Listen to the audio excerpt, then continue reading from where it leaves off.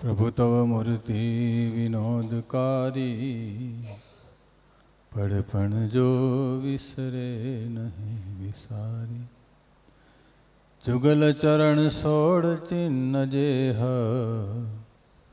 નજર સમીપે રહો યમારી. ઈષ્ટદેવ નિજ મંદિરમાં બિરાજમાન, જેમનો આજે જન્મદિવસ છે વાલાલ હરિકૃષ્ણ મહારાજ, લક્ષ્મીનારાયણ દેવ, વક્તા મહોદય શાસ્ત્રી સ્વામી નારાયણ ચરણદાસજી સ્વામી વ્રજભૂમિ તથા આ સમગ્ર મહોત્સવના પ્રેરક યજમાન પૂજ્યપાદ નવતમ પ્રકાશદાસજી સ્વામી, વડતાલ મંદિરના ચેરમેન પૂજ્ય સંત વલ્લભ સ્વામી, નારાયણ પ્રસાદ સ્વામી, બાપુ સ્વામી આદિ તમામ બ્રહ્મનિષ્ઠ સંતો, યજમાન શ્રીઓ ને વાલા ભક્તોને ભાવથી જય સ્વામિનારાયણ. વડતાલમાં મહારાજે બંધાવેલા બે સમયા,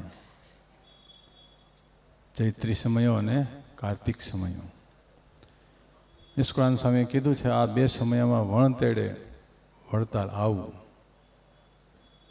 એ પરંપરાને જાળવી રાખવા માટે વડતાલમાં વર્ષો થયા આ સમય ઉજવાય છે.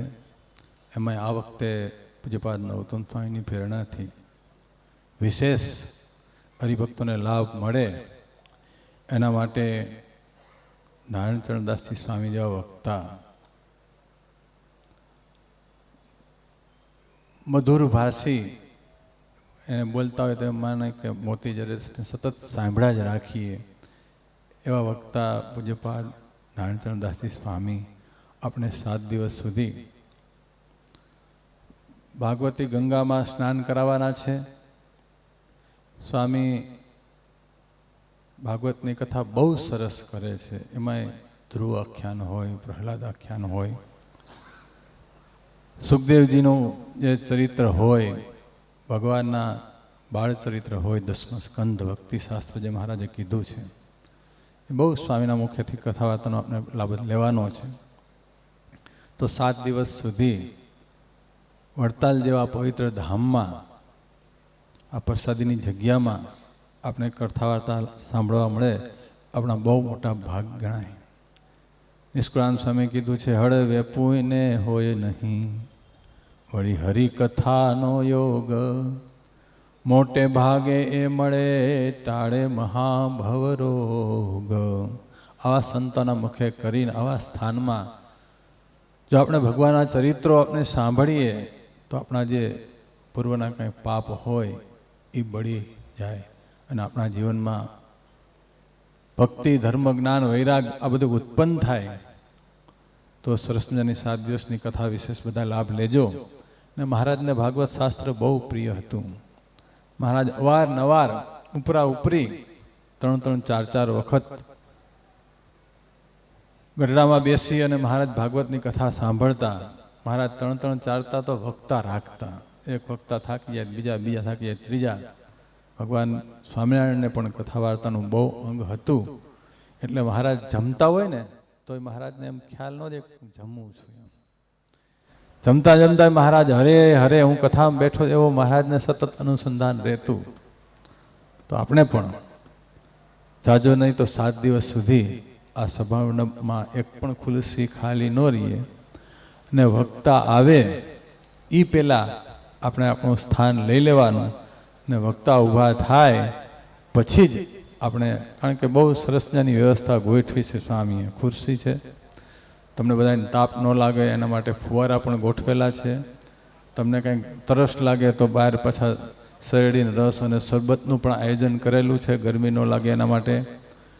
તો આ બધો લાભ લેજો અને સાથે સાથે વિશેષ કથા વાર્તાનો લાભ લેજો. કથા વાર્તાથી જ જીવનમાં સારા ગુણ આવે છે. પછી બાપુ સ્વામી નવતમ સ્વામીની વાતો કરી.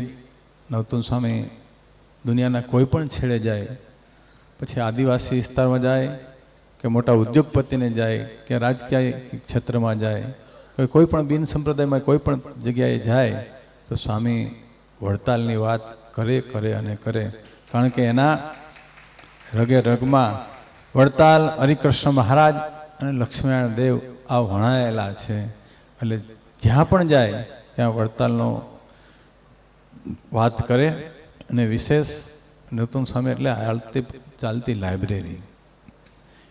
કોઈ પણ જગ્યાએ જાય તો એનો આખું ડિટેલ્સથી જે આપણે જાણતા ન હોય, કોઈ દી સાંભળ્યું ન હોય એવો ઇતિહાસ, પછી આપણા સ્વામિનારાયણ સંપ્રદાયના કોઈ પણ પ્રસિદ્ધિના સ્થાન હોય તોય ભલે, અને પરોક્ષનું કોઈ પણ સ્થાન હોય તોય ભલે. હમણાં સ્વામી જ્યારે દ્વારકા ગયા અને સ્વામી ત્યાં વ્યાખ્યાનમાળા લાભ આપ્યો ત્યારે આપણે દ્વારકાના દીશનો જે મહિમા ન સાંભળ્યો એવો આપણે સાંભળવા મળે.